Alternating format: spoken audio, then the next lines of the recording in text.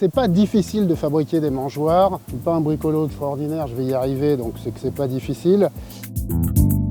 Il y a un programme de sciences participatives qui est vraiment hyper chouette, qui est un jeu sérieux sur smartphone dans lequel on essaie de regarder quelles sont les interactions des différentes espèces à la mangeoire. Pour participer à Bird Lab, on va faire 2 mangeoires et pour standardiser ces mangeoires pour qu'elles soient pareilles dans tous les jardins, on a considéré que c'était plus simple de donner un gabarit que tout le monde connaissait, donc on a pris une feuille de papier A4. De manière à ce qu'en fait, les oiseaux qui viennent au jardin, ils soient dans les mêmes conditions, quel que soit le jardin. Pour fabriquer une mangeoire plateau, c'est hyper simple. Le mieux, c'est d'avoir un peu de bois. On a besoin d'un marteau pour planter ses pointes, d'une scie pour mettre la taille de la mangeoire au bon format si possible, et puis de la ficelle, que voilà.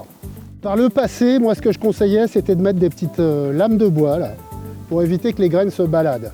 Et donc, comme il va falloir régulièrement nettoyer cette mangeoire, on ne va pas laisser de recoins dans lesquels il pourrait y avoir de la saleté qui risque de contaminer et de favoriser la circulation des pathogènes. Important, si on trouve près de sa mangeoire un oiseau qui est assez inerte ou un oiseau mort, on arrête tout de suite le nourrissage.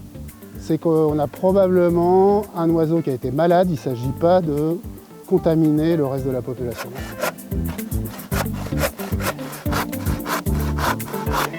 Eh bien, on a fini de couper, on va pouvoir faire l'assemblage, donc de la colle. On assemble.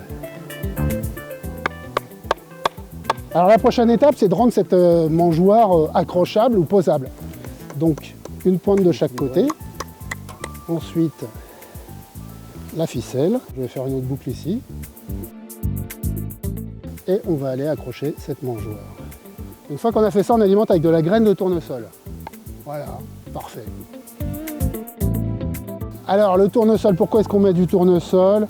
D'abord parce qu'on en trouve en bio. Si on a les moyens, c'est mieux de favoriser des campagnes sans pesticides. C'est mieux pour les oiseaux. Pour le coup, ça les aide aussi beaucoup.